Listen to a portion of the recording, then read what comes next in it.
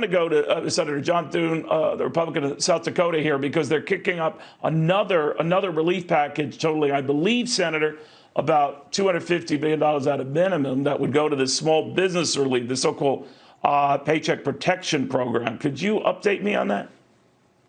Right, Neil. Yeah, that's one of the most successful programs that came out of the big package that Congress moved a couple of weeks ago, and it is very heavily subscribed. Big run on that program, and obviously that level of interest suggests that we're probably going to burn through the amount of funding authority that's there before the end of the time when this is supposed to be done with. And so I think we're going to need to plus that up. Talking about $250 billion is the request from the Treasury Secretary, and I think in our case, and I certainly hope with the Democrats in the House and the Senate as well, we recognize this is one of those programs that is keeping a lot of people employed, keeping a lot of businesses up and functioning, and we need to make sure that it's fully funded and it doesn't run out of money before too soon. So I think there ought to be broad support for that, bipartisan support, and I certainly hope that'll be the case when we try and move it by unanimous consent.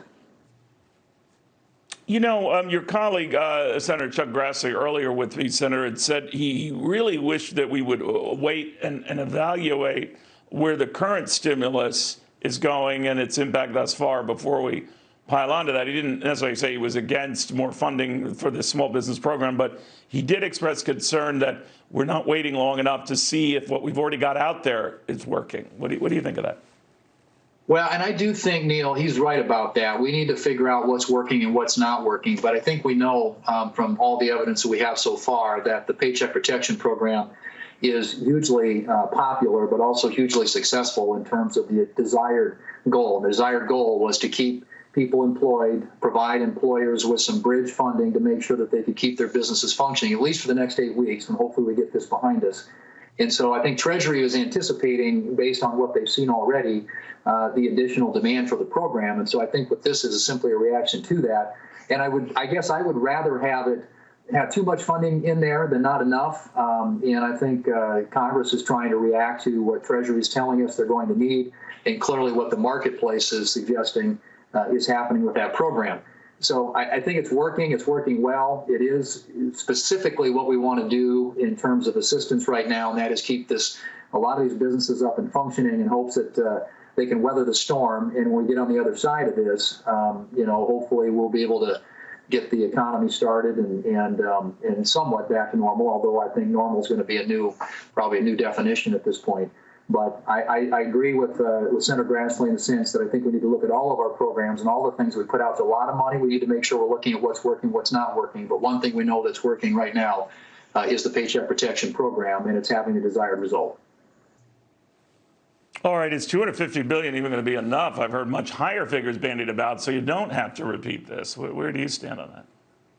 Yeah, I mean, I think the Treasury is making these are all sort of guesstimates at this point, but they're looking at the demand. They're looking at how much has already gone out the door. And the need is great, obviously. I think they made some early assessments about what it would take to cover payroll for 8 weeks for businesses that meet the eligibility requirements in that particular program. And obviously it's exceeding that already. And it may be there'll be an additional phase that Congress will have to come back and do at some later point. But it strikes me, at least right now, based on what we're seeing, that this move makes sense. And obviously, we want to make sure the program is successful. Clearly, it's having that effect. I mean, I've talked to a lot of businesses across South Dakota. The biggest question, of course, has to do with eligibility and looking at the affiliate rules and some of the glitches in the program in terms of the SBA's E-Tran program, which is the portal that banks use to get access to the funds. But those sort of speed bumps are being smoothed out right now. And but I think by and large, the feedback's been extremely positive. And there are a lot of businesses in my state and all across the country who are going to survive, I think, because of this program. And so we want to make sure that it's adequately funded.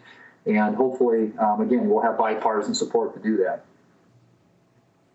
Senator, while I have you here, New York's Governor Andrew Cuomo surprised some folks with an initiative to make $600 payments additional to those who've already filed for federal unemployment benefits. So the state would effectively say the $600, let's say what you're getting now, from the federal government, we'll give you 600 besides, and that it's going to be reimbursed by the federal government. Do you know anything about that?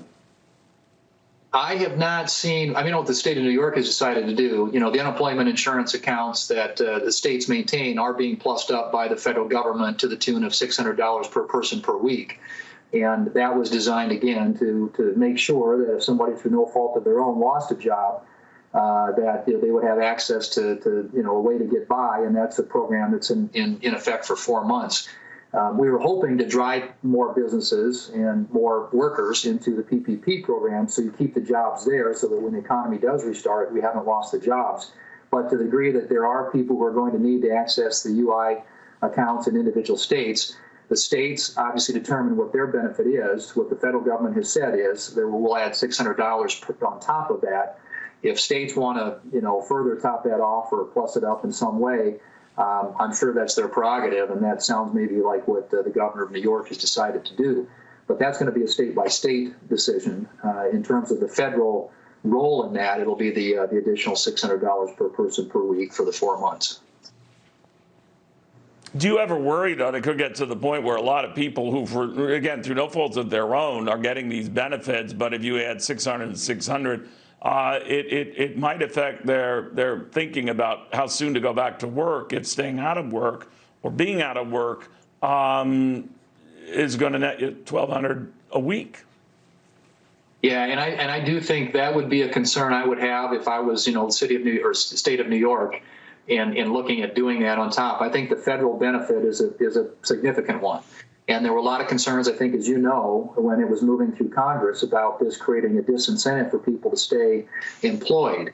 There are guardrails around this that ensure you can't, you can't just, if you're furloughed, you have to actually be laid off. You have to be by your employer to be eligible for this. And there are obviously audits that will be done of that program to make sure that it's not abused. But I do think you want to make sure that you have incentives in place for people to stay in the workplace and to keep their jobs. And there was already that concern about the federal benefit being added to what states were already doing.